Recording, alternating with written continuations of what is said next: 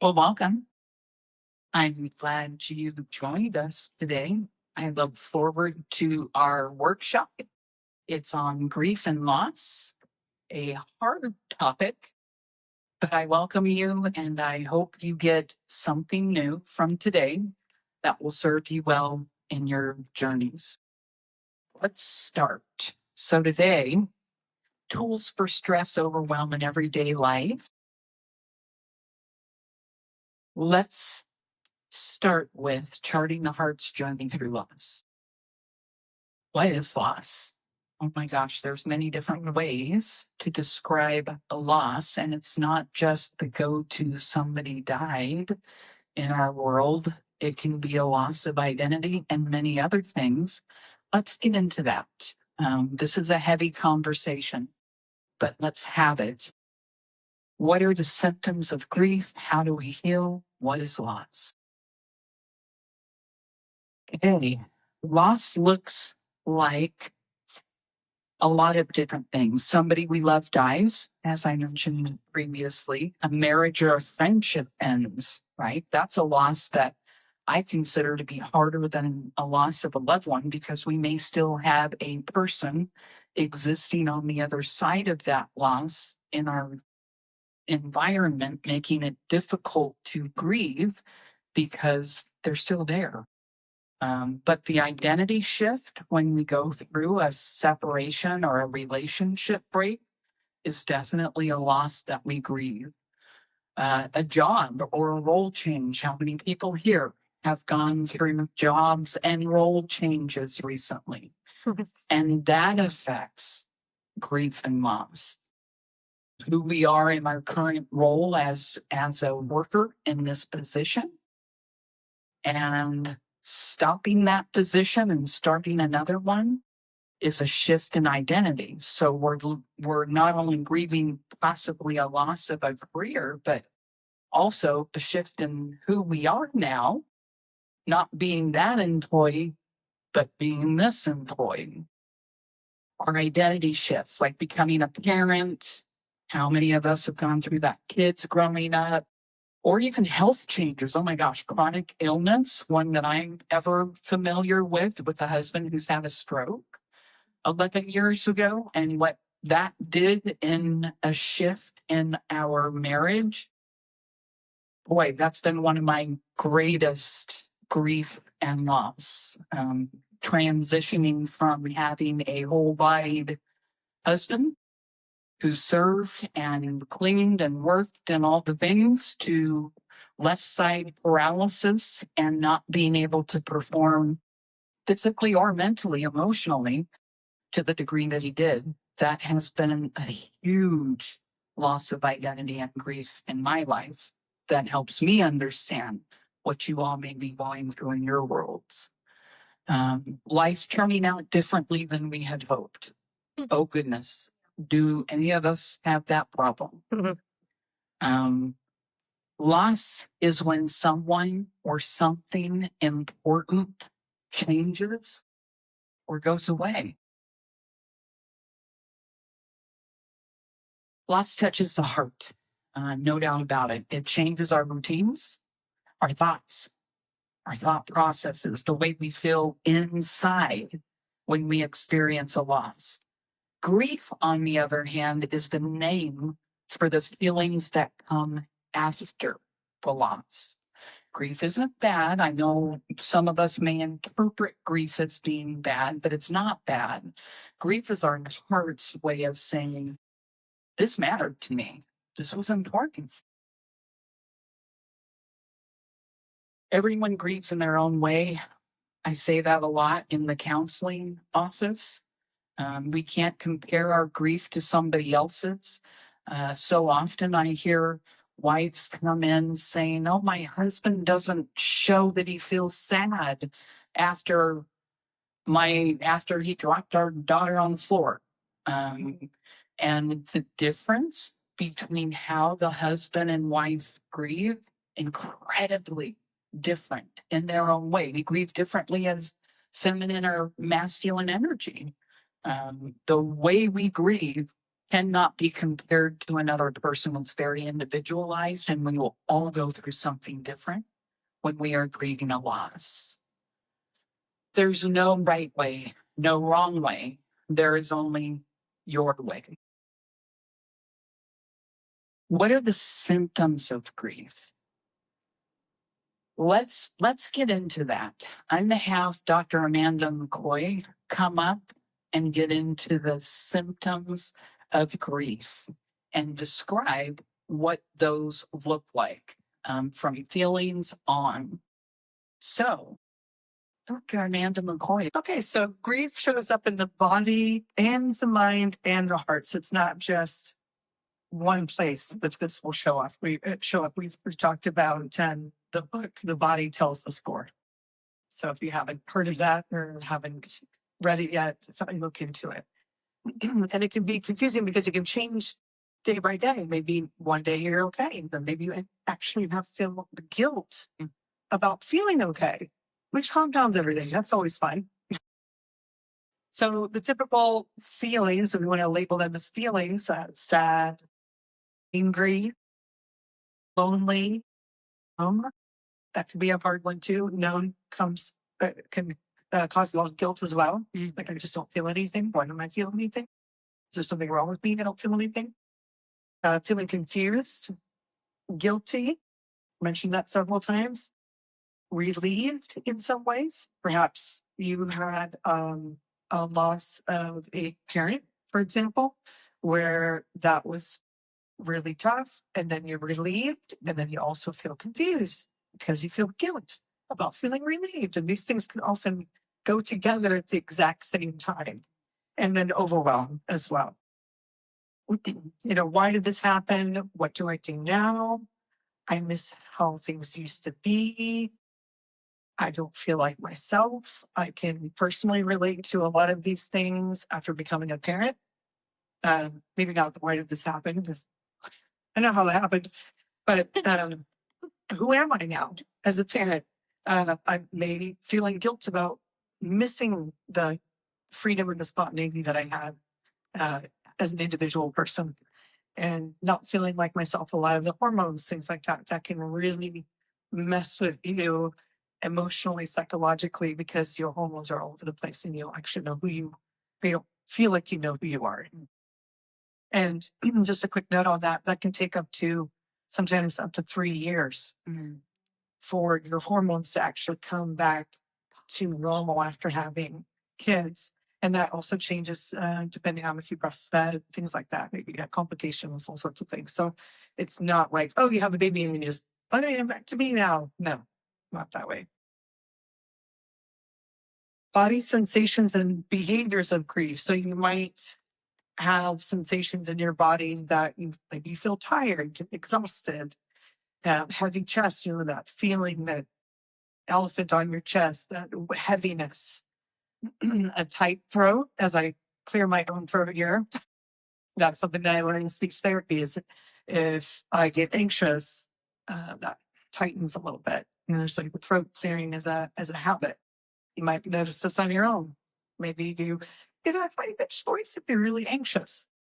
That's all related physically to like anxiety or possibly a state of grief, but also an emotional relation to your voice or to your throat itself. Upset stomach. I think we've all had that feeling where you feel sick to your stomach when something bad happens, or you're thinking about something that happened. I mean, if people say upset stomach, I think we kind of all understand that. And then the anxiety often can cause things like heartburn, diarrhea. That's another one too, where your anxiety, your hormones that are your emotions, all of that is related, and it can actually stimulate your body to move things through faster. So anxiety often does cause diarrhea. So that's just something to remember. And then also the opposite of like having no appetite or eating more than usual, one or the other. So just can't eat anything, I'm so upset. Or I want to eat everything, I'm so upset. It can go differently depending on the person. And then behaviors you might see in yourself, you want to watch for, pulling away from other people rather than seeking help, or talking to your friend about something, maybe you just avoid talking about it altogether. That's something you should watch for. Crying more. I mean, if you're going through some kind of grief, that makes a lot of sense. And some people don't cry at all. So the lack of emotion too is something to watch for too. And not wanting to do normal things. So you might have had this come up on a depression questionnaire. Do you like to do all the things that you used to like to do? Feeling stuck, feeling like there's nowhere to go. Like, what, I don't even know what to do next. And sometimes people just do nothing because instead of taking action, they're frozen or feeling restless, kind of the opposite of like, I need to do something, I need to do something. I'm guilty of that. Feel anxious, clean the whole house, clean up the car, organize all the taxes for the last 20 years. This is if that's you, it's you right off the bat. You're like, oh, yeah, that's me. But all of these are normal. This is our body and our mind's way of trying to make sense of these things and trying to self-protect. And grief is the heart trying to make sense of a big change. So you're trying to deal with this major change and find a way to deal with it. So I hand it back to Shannon. It's how do we heal? How do we get past this? How do we get past these blocks that are in our way, whether they're not doing anything or doing everything? What do we do next? Thank you, Brenda. Appreciate it. Before I get started on segment 3, we have our nurse practitioner here today to share her story of grief and loss. I would like to invite Miss Allison Scott to the podium to share her story. I have a lot of different aspects of grief and loss that I could share. And I think the one that's, about 2 years ago, it'll be August, that I lost my father. And it was that turning point that I found that I was able to move through his loss, or my loss really, in being able to be present with him. And what occurred in his transition was that I was the one to be more present than my brother and his wife, my mother. And with that being said, I was able to sit with him, be present with him as he was able to transition, because the other two were not comfortable with that. So that's one aspect. But I think right now, one that's more calling for me is that my daughter is going to be turning 18, and she's going to be going off to college in August. And as a mother, I'm really struggling with this type of transition and understanding what the loss of having my daughter present on a day-to-day basis and what that's going to look like for her to move on.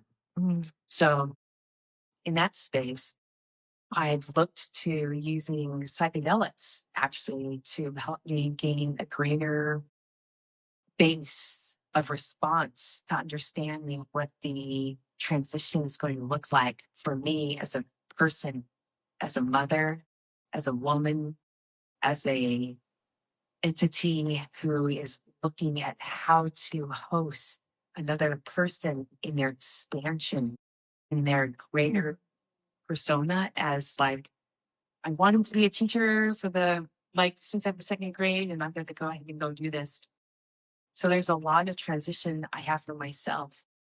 So there's a part of me that can feel like, well, go ahead and go out and do your thing. I'm so excited for you. But what does that mean for me is that I have an empty room in my home. I have someone who's not able to wash my dog every week. I have this wonderful woman this girl in my life who I've witnessed to grow up, and I've manifested so many great attributes of her being kind and loving and showing up. And what is this going to look like for me? I talked to a lot of women, parents, but mainly women, when they look at their daughters transitioning outside of the home and going off to college. What does that look like? my sister-in-law recently had her daughter leave last year. And she said it was very lonely. I didn't know what to do with myself. There was a void there. So learning about how she responded, I felt like I've got to do something a little differently. So I utilized some psychedelics to go deeper into what that meant. What does it mean to transition from having your daughter leave the home? What does it mean to look at your own life? How did my mom look at me when I transitioned out of college? In fact, she was like, I don't even remember. I'm thinking right now, like I need to remember because there's a lot of transitions happening out in the universe for my daughter, in part because she's looking to go into education. And given the state of the world right now, education in America is being dismantled. And there's a lot of deep concern that I have about her future. She wants to do this since second grade.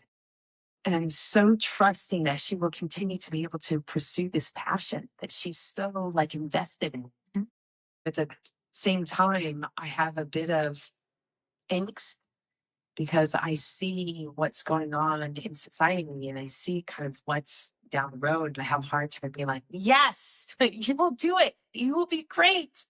Versus like, woof, I don't know, girl. I think like education is taking a little segue, right? So I think all in all, I feel I just have to trust. So psychedelics have really helped me understand about trusting her process, trusting my process, and looking at how to maintain my relationship as a mother with my daughter as she transitions and to allow it to unfold as it is meant to be. And I'd say with that, there's no control. I have little resistance into what occurred when I transitioned, and just truly being present with how it is. Of course, this also brings into the question. Her mom, me, there's a lot of dabbling with psychedelics as it is. I think a lot about consciousness. I think a lot about that. In fact, my career is really about helping people. So when I think more globally about what my daughter's going to be doing, I have to really own, gosh, maybe she's okay with what she's doing. Maybe I'm overthinking it, over processing it. Maybe I'm worrying a little bit too much.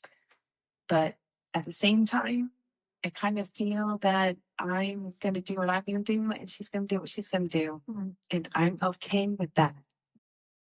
So the grief is not so much there. The loss is about transformation.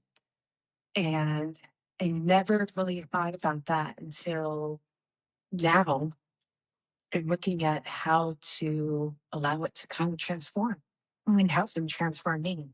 So that's a big question in this space that we have, talking about how to heal, because I see this as a way to heal parts of me that I didn't really know were affected and will continue to evolve and expose themselves as we move forward through this transition.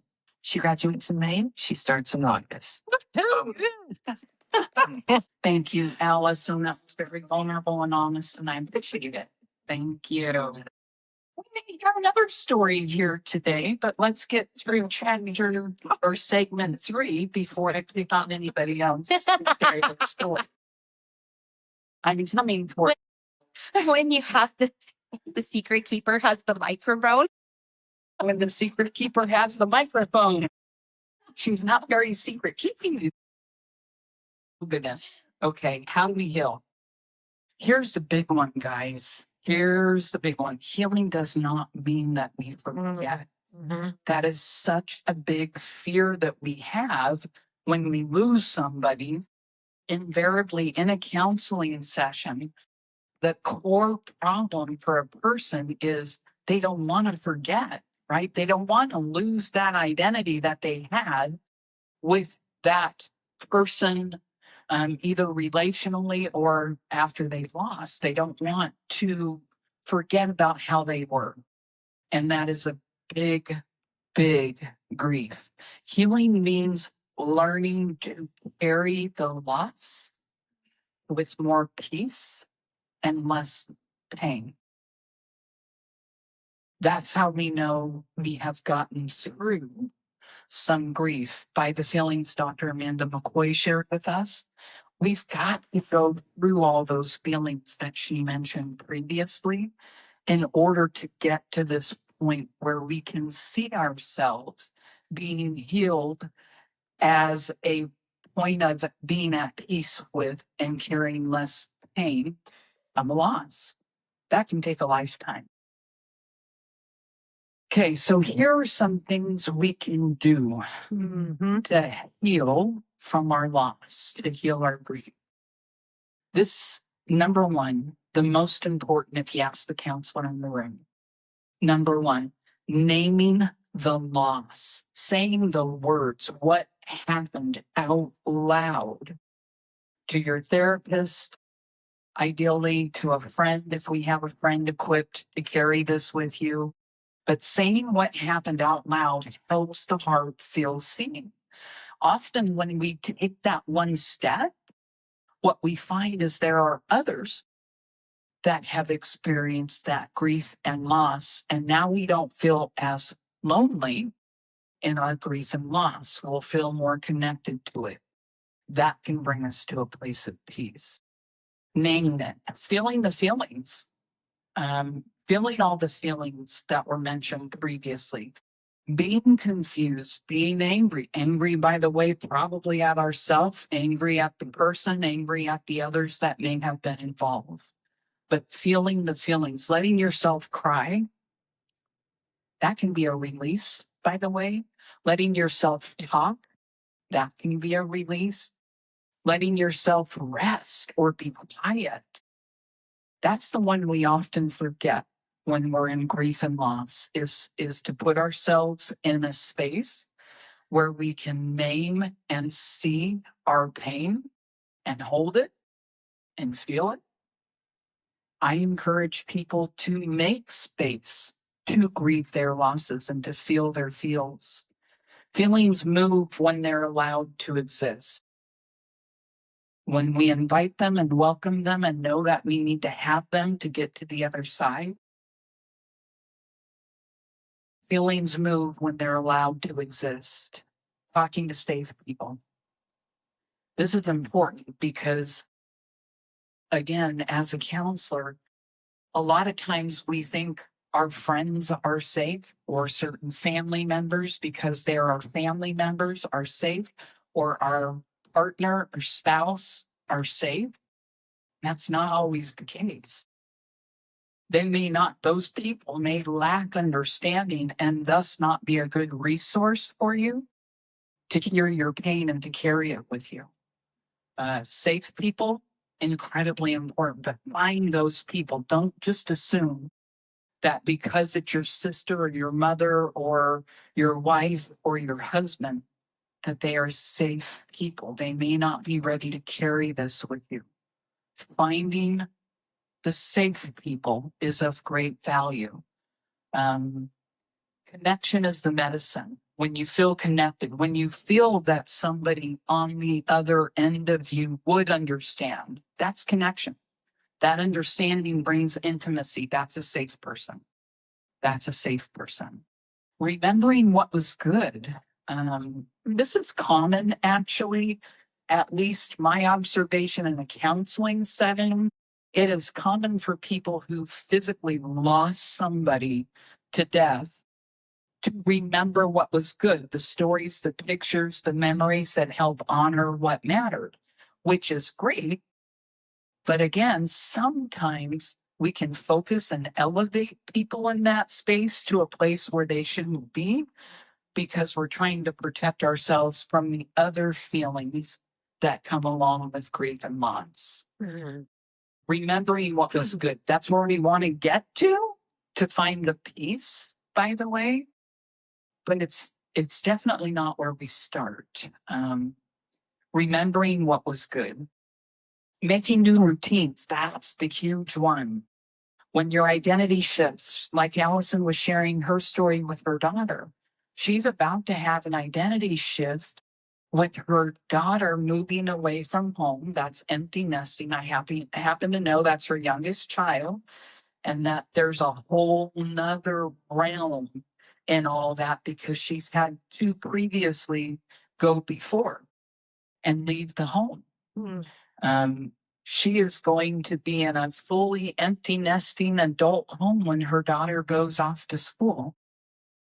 That's a whole nother grief, like she shared, and she's in a good spot to carry that. She's doing the work, and I appreciate how she's doing the work and what she's doing to help herself get through this transition and shift an identity from the mom role. The mom role, when our last child moves out, our roles as parents changes. It's an identity shift. Now, what are we going to do with ourselves? What are we going to do for ourselves without this person taking up that space? There can be a lot of conflict in that too, by the way. That's for another week. Conflict, how to deal with that conflict. Making new routines is going to be a huge part of grief and loss. Thinking about what will I do when my daughter is off in school and I'm not putting that energy into encouraging her or discipline or all of those things. Where does that energy go? It's going to shift. So making new routines can help heal. My favorite, being kind to yourself. In this transition, healing takes time. Some days feel heavy, some days feel lighter. Both are normal. There's like a little wave. Having been there with a couple of kids myself, there is a wave even on the empty nesting. In grief, if we lose somebody, there's a wave that probably incorporates anger, sadness, confusion, little waves. Sometimes we're on the uphill and we're okay with ourselves in the grief. Sometimes we're on the downhill and we're not. Finding that space and coming back to the safe people and the previous things that we talked about here, incredibly important for our healing to get through this. Asking for support, therapists, counselors, and community groups can help guide the journey. That's why we're here, guys. We are here to be that resource, to be a community that you can lean into. So those are 7 things that we can do to heal from our grief. In closing, grief is a journey, it's not a race. A lot of people come in because previous counselors or information that they've heard say the first year is the hardest year. Collectively, what I would say, that is not true. I've been doing this since 2012, and actually the year I would tend for being the hardest is year 2 and 3.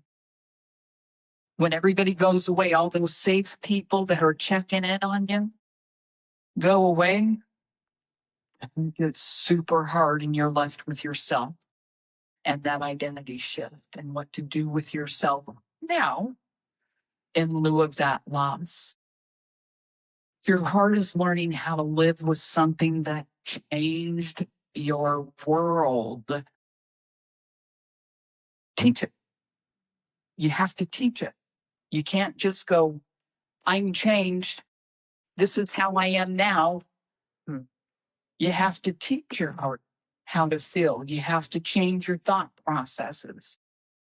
You have to go through both thinking and behavioral changes to get to the healing. There is no timeline, guys. There's no timeline. You take the time you need.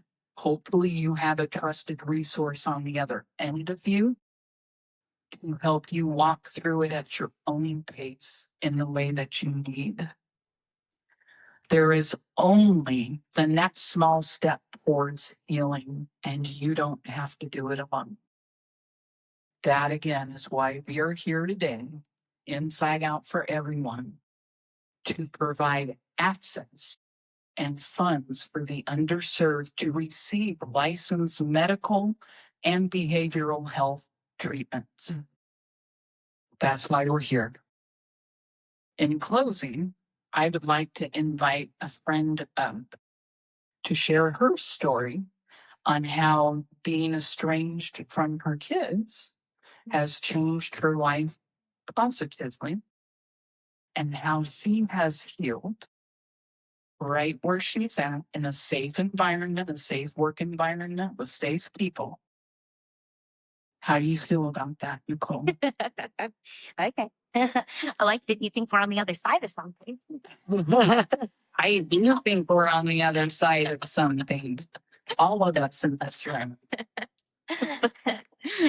It's interesting. When you talk about identity loss, the only thing I ever wanted for all of my life was to experience motherhood. That came from growing up without a mother and having a very neglectful and abusive, emotionally stepmother who took her place older. As the stepmom, I really used it and weaponized my absent mother and my longing for my mother as something that was offensive to her. And so my experience and understanding of motherhood came from the belief and identity that I created that when I was a mother, all of the things that I had experienced, I was going to transform for myself. And I would have the experience of the idealized mother that you look out and you see when you don't have it. You look out to other people and other cases and other role models, and you see other beautiful relationships between mothers and daughters. And so I picked and chose what I thought that image would be as a mother. And what I ended up doing was having beautiful children, amazing children who were going to open all my wounds, expose them. That's what they're meant. That's what they're intended to do. If you don't know, they're not there to love you. They teach you how to love you. And sometimes it's through painful experiences. And so for the last 2 years, I have been alienated from my children because I chose myself, chose my healing, and realized that my motherhood journey never showing my children my humanity, but creating an image of that mother that I thought I was, that I wanted to be, that I needed so badly to be, with the hopes that they would love and accept me, but never really actually know the true me. And I hid my pain and my experiences. And what you don't feel, you can't heal. So I refused to feel those wounds and instead tried to mother my way out of my wounding, and overgave of myself to everybody else and neglected that inner person, that inner child, that inner woman. She wasn't important. Only motherhood was important. And then that wasn't enough, wasn't good enough. And I faced a lot of rejection and alienation for speaking up about these wounds and finally exposing, hey, this is who I am as an individual, as a human being. And sadly, it's very broken. Unfortunately, I didn't have a loving support system to help my children navigate what that exposure would feel like. I unfortunately had people who benefited from me being so unhealthy and not having good boundaries and not speaking up for myself. And when I began to do that, I became an enemy instead of somebody that they looked at as incredibly strong and resilient. I was now not useful to the storyline anymore, to their reality. And so then came the identity crisis of, well, then if I'm not a mother and I'm not mothering somebody, then I'm not needed and I'm not wanted, then who am I?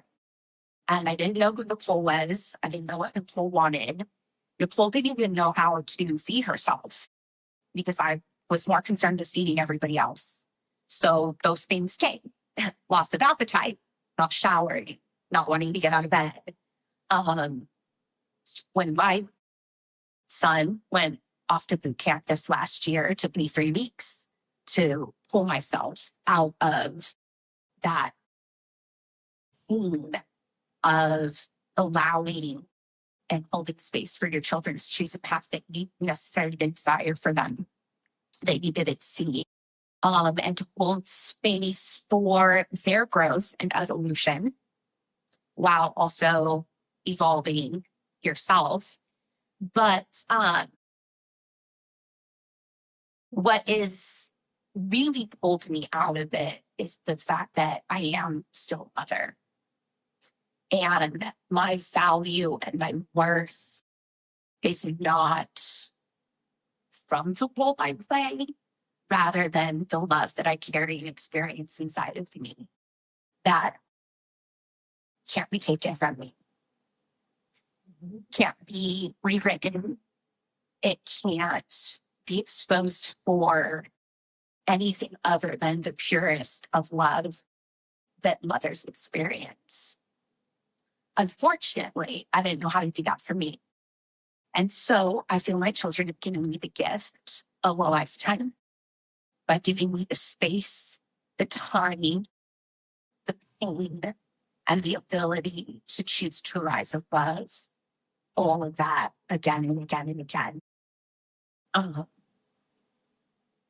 also keeping alive hope that no matter where our relationship ends up in the future, that bond is still completely unbreakable.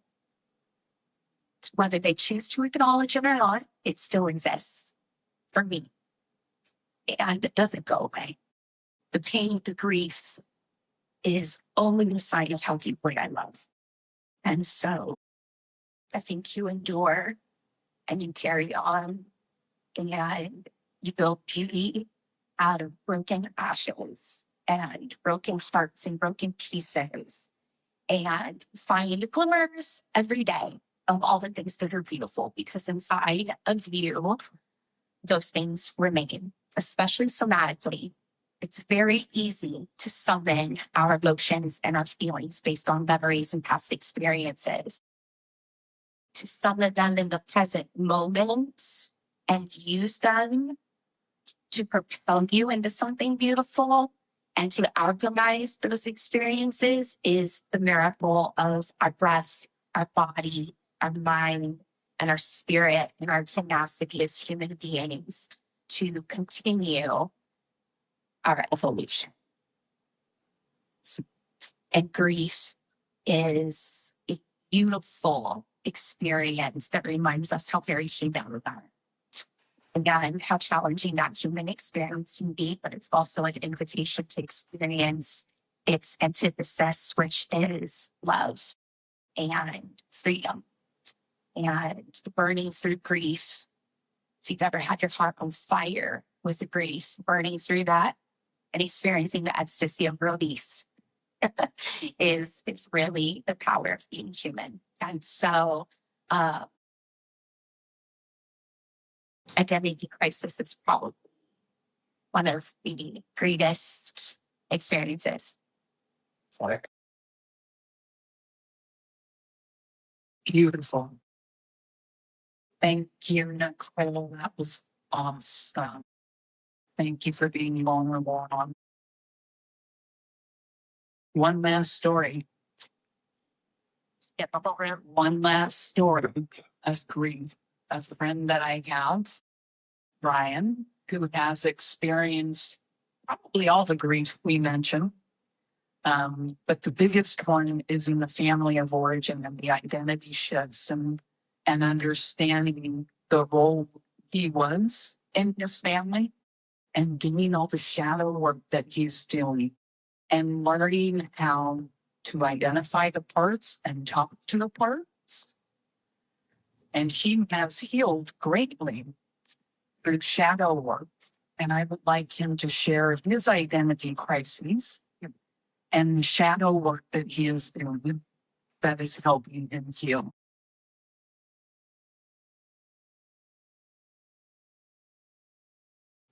Definitely not prepared. But as you mentioned, yeah, you and I spent a lot of years together working on my family of origin, and I had this great opportunity talking about grief and loss. I've lost friends, loved ones, relationships, employment, and my physical health. And in recent months, I've lost all of that. I lost a best friend suddenly to a heart attack. I lost my physical health with my lumbar spine. And then I lost my employment. And I'm in a situation where I'm estranged from my wife and my daughter. And these were just excruciating feelings and emotions that I went through for the longest time. And after my surgery, I had the opportunity where that was when I had lost my employment. And I had been estranged from my wife and my daughter and been living alone. And I chose surgery. When I chose my surgery, my employer decided to let me go. Through when you talk about resources, I have yourself, Shannon, and I had Dr. Boyer as a resource. And I decided to lean into it and seeing the evidence of how God has blessed me through all of my pain and my loss and my grief over the many years. And when you and I first met, I wanted to be sure that our journey was going to be a testimony of what God was going to do with us in my life. And it wasn't until that surgery that I really emotionally, physically, psychologically, and spiritually hit rock bottom. And I was challenged where I was struggling with a lot of that shadow stuff that you talk about. Anxiety, where I could not sleep at night, the rooming at night, and the self-denigrating and the self-doubt and the fear that came with that cycle that takes place in my mind. Many nights of just lost sleep, my worthlessness because I'm not providing income for my family, blaming myself for my employment issues. All of the years that I probably should have taken time off of work and done some things to my physical health. The relationship issues that I had, they all just surfaced in my mind and in my time. And at that time, I had a conversation with Dr. Boyer, and I decided that in my years of being in therapy, all I had said for the longest time is, if I could just get 90 days alone, where I could lock out the job relationship, the relationship with my wife, the relationship with my daughter, the relationship with traffic, the relationship with my gym relationship, all of those relationships, I chose to look at it as this is what God was doing for me.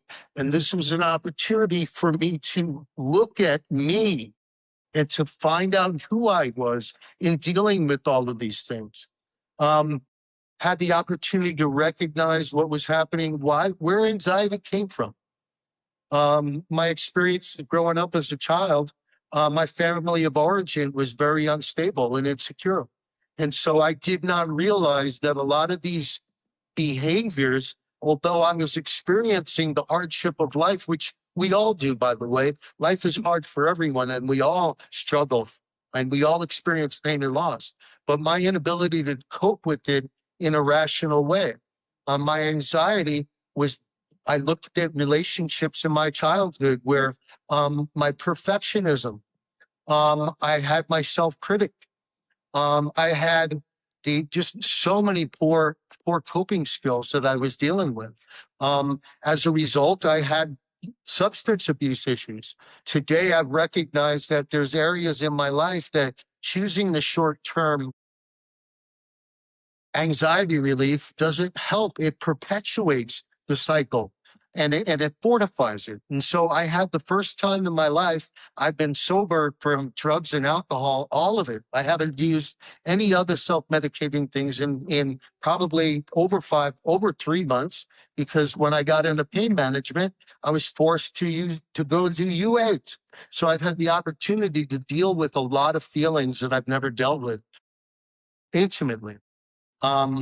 And what the exciting thing about looking at this shadow work is that I've come to understand that a lot of these unhealthy behaviors were rooted in a lot of my childhood, and a lot of the things that were modeled to me. My first grief and my first loss was my biological father. And I never had the opportunity to grieve that in my family. My family made me tell me to get over it, to not process it, to not deal with it, to not own it. So I had a lot of feelings and a lot of behaviors that were, not only was I not able to deal with personally, but I was in an environment that would not nurture or encourage me to deal with these behaviors. So I began to act out because I needed to get the attention that I needed to deal with these issues. Are you not paying attention? I'm not coping with what happened very well. And so today, with dealing with the shadow work, I've had the ability to sit with myself and God and to find the source of what is troubling me, and to realize that I have the ability to comfort myself, and I have the ability to choose new actions or new behaviors and new resources to help me get through those things. There's so much work I've done in just this small pamphlet, this book, soft-bound book. But for me, I had this 90-day opportunity to sit down and read a book for the first time in all of my life, and to teach me how to, the term Dr. Boyer used a few months back in one of our workshops, is integrate those things. I had the knowledge, I had the understanding, but I never actually integrated them into my own life. By choosing other actions, to rest and pause for a minute, to take breaths, breath work, box breathing, just sitting and breathing, that if I don't, my behavior was fortified and conditioned since I'm this little. And the only thing I ever knew to how to respond to triggers was to react to behaviors that were beyond my ability to control at times, because they were taught to me and modeled to me, as well as ingrained in my own behaviors. And so now I learn that when I have an unpleasant experience or feeling, that I can sit with it. And when I sit with it for a moment, I can choose to integrate some of the tools that I have now, to breathe, to literally breathe changes the way I respond. To sit still and breathe and understand that physiologically, I have the ability to change my emotional response. When I breathe, I know what I'm doing. I need to understand why and how, that I choose to integrate and activate my vagus nerve, that I can make my body stop for a moment and not do what it did before. To recognize that my choices, my thinking, my behaviors are not fruitful and helpful for me in dealing with them. I sit with the grief and I sit with those feelings of loss. But now I also recognize that I can love myself, and that I can parent myself the way that I was never parented. I can recognize what are my responsibilities, where my responsibility ends. I can recognize where these choices don't help me, and I can see how new choices help me more. I'm a baby at this, but I've worked on so much of the family of origin issues, making amends recently with my uncle. Deep story, a long story, but making amends with my uncle, recognizing how my reaction perpetuated the alienation and the estrangement. Although I desired amends and I desired the relationship, the person, people, the places, and things still triggered things in me that my behaviors and my reactions were not useful. And through looking at this shadow work, I realized my own culpability and my own contribution to the estrangement in the relationship, that I had projected many things on them that were not real, that were just fabricated in my mind. So I had the opportunity to sit with my feelings and my thoughts. And what shadow work is teaching me is it's how would I treat somebody who I cared about more compassionately? Where when I become that angry person, that hurt person, that defensive person, absence of compassion, absence of sensitivity. Now I'm protecting myself in the fight or flight or frozen mode, to where I'm reacting to something that may or may not be real, but my behavior is still the same behavior. I've not learned to process it beyond the fight or flight or the freezing mode. But when I consider now, that was a trigger that happened months before I started to learn this. But now that I'm learning it, I'm having the opportunity to look back on my broken relationships and to see where I might have participated in the decline of the relationships because I have bad coping skills, or I have bad, or I'm learning to integrate new coping skills. And so you definitely put me on the spot with the opportunity, but it's also helping me integrate it, that I'm able to speak to it. I'm not an expert and I'm not perfect at it, but I'm learning in a room full of, particularly women in these cases, and more times than not, that that this person that's hypersensitive and vigilant and hyper defensive and hyper a lot of things, that one, it's okay because I can recognize who I am. But now I have the ability and the self-awareness and the tools now to learn that some of those things were there to protect me beyond my understanding and beyond my ability. But now that they don't serve me well, I can learn to use and integrate other tools that don't necessarily have to be so extreme and can be a little bit more fruitful. So that the goal is not to alienate and to break, but to mend and to heal.